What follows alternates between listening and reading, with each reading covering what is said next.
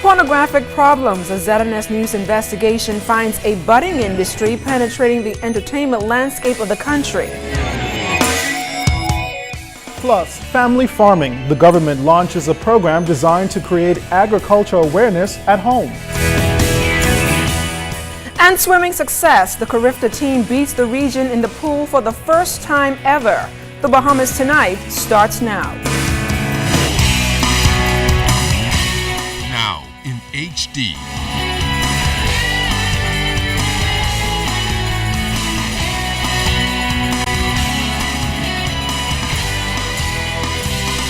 ZNS Network presents The Bahamas Tonight. This portion of the news brought to you by BTC Everyday. Health officials look to increase doctors in the public system. Good evening, I'm Andrew Knowles. And I'm LaDawn Davis. Thanks for joining us. Minister of Health Dr. Perry Gomez today said that his ministry is ensuring that public doctors are on the same level as private doctors in terms of pay. He added that more doctors are also being hired for the family islands where there is greater need. Getting doctors to work in public health. And so one of the first things we did as this government was to create the parity of pay for doctors who work in public health in our clinics and family islands with the pay for doctors who work in the hospital. Previously, the doctors in the hospital made more money than the doctors in public health. And so you see the bias that goes there. We have created that parity, so everybody is on the same pay schedule. And so that has facilitated and helped people to come over. And so but additionally, we are hiring 8 new people for the family islands because we have 8 islands that have no doctor at all. And that will be corrected very shortly, okay, including my constituency, the Berry Islands. The Bahamas Sexual Health and Rights Association launched its new website today. Currently, the organization serves more than 6,000 people with its services and are looking to increase membership by at least 3,000 more. The non-government organization also unveiled its Welcome in Members campaign. BASRA patron Portia Nottage stressed the importance of this initiative as it impacts public health when it comes to sexual rights and reproductive health. Bringing awareness to sexual health and your rights. What it is, this rights association is bringing awareness to your rights as a human being to sexual health and how you can plan it. The Welcome in Members campaign will serve as a platform for education, advocacy, research, products, and information sharing among young men and women between the ages of 14 and 25. BASRA's Executive Director Kevin Lightbourne is urging everyone to take advantage of the services they provide by becoming members. He says BASRA realizes that sexual and reproductive health and rights is an integral part of human rights. We have 2 classes of members, that is the member client. The majority of those women who come in for their contraceptive method because they see that we give affordable contraceptive methods which are modern, and the quality of health care is dignified, respectful, confidential.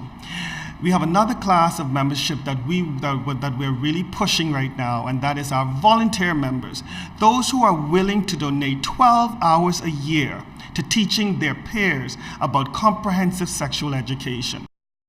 In other news this evening, more than 1,000 foreign delegates expected to converge here in the capital next year as the Bahamas hosts the 19th Conference of Commonwealth Education Ministers.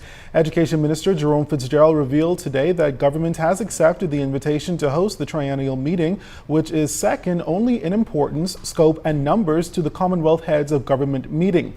The conference provides a forum for heads of education systems from the 54 member states to engage in meaningful dialogue on education. region. Minister Fitzgerald says government has agreed to make available up to $2 million to underwrite the historic hosting of the meeting, which is only the third time it's being held in the Caribbean region.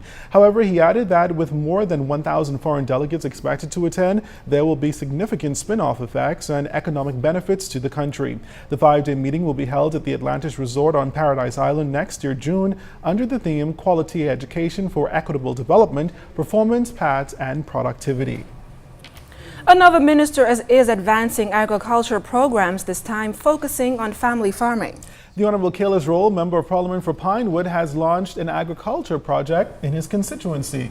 And as Jared Higgs tells us, the goal of the program is to encourage Bahamians to be more self-sufficient and realize the benefits of agriculture.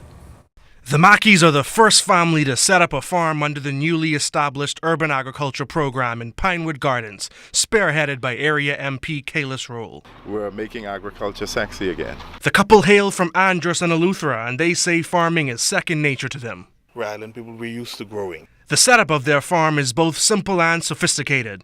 A timed irrigation system ensures that the plants receive regular water, and plastic covering on the plants ensure that water is retained. Thus far, their blooming farm has tomatoes, garlic cloves, rosemary, and also some recently planted eggplant, courtesy of their Member of Parliament. And we see this as an opportunity to teach individuals to eat healthy and also, in the process, generate some extra money for themselves. Roll also supports agriculture being implemented in secondary schools, stating that the education on the matter needs to start at an early age. He also highlighted the important economic factor of increased agricultural production. This is a very valuable initiative, and it's part of that overall agricultural push.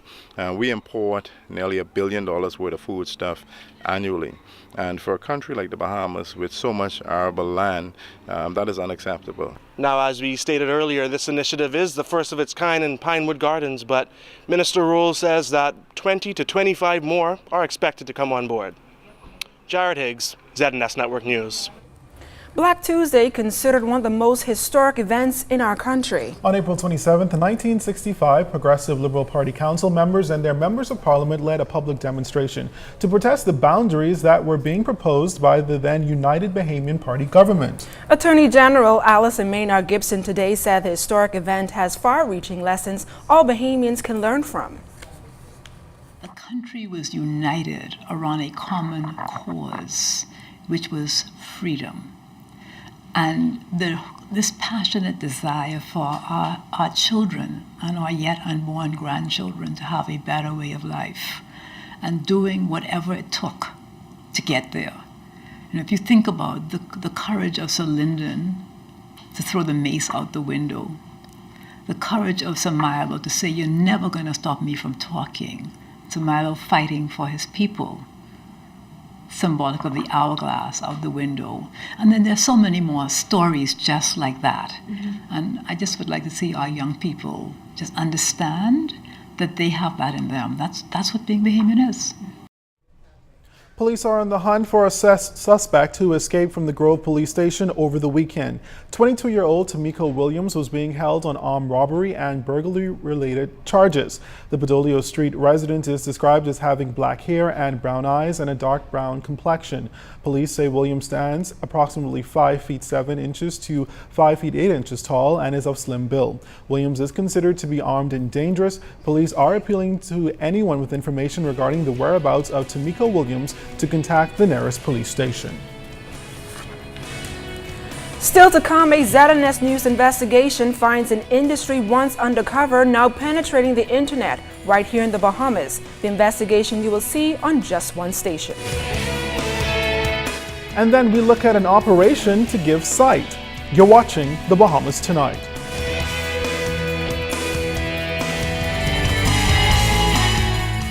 This portion of the news is brought to you by Lux Men's Warehouse.